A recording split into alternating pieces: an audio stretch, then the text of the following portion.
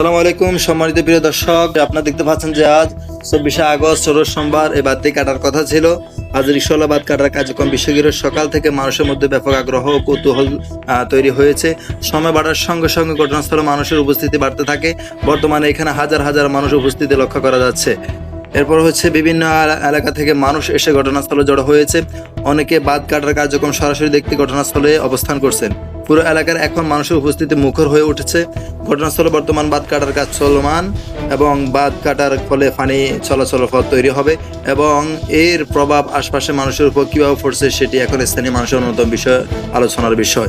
বিশেষ করে দীর্ঘদিন ধরে পানির নিষ্কাশন, জলাবদ্ধতা কিংবা পানির স্বাভাবিক প্রবাহ নিয়ে যারা সমস্যার মধ্যে ছিলেন তারা এই কার্যক্রমকে গুরুত্বের সঙ্গে দেখছেন।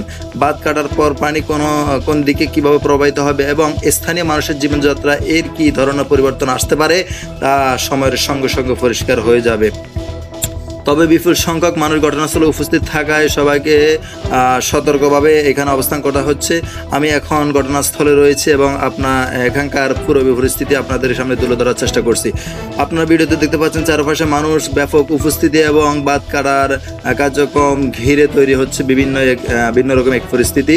এটি শুধু একটি বাদ কাটার ঘটনা নয়, এর সঙ্গে স্থানীয় মানুষের পানি নিষ্কাশন এবং চলাচল, কৃষিকাজ ও দৈনন্দিন জীবনের নানা বিষয় জড়িত থাকতে পারে। তাই বাদ কাটার পরবর্তী পরিস্থিতির দিকেও সবার নজর থাকবে এবং আমরা ঘটনাস্থলে পরিস্থিতি পর্যবেক্ষণ করছি। নতুন কোনো তথ্য বা গুরুত্বপূর্ণ পরিবর্তন পাওয়া গেলেই আপনাদের সামনে আমি তা তুলে ধরার চেষ্টা করব। আমি নোয়াখালী রিকশাওয়ালা থেকে বলছি, আব্দুল আলিম। আপনারা দেখতেছেন আমার ভেরিফাই ফেসবুক পেজ এবং আইডি থেকে। ধন্যবাদ সবাইকে। ভিডিওটি শেয়ার করে দিন এবং যারা দেখে না তাদেরকে দেখার সুযোগ করে দিন।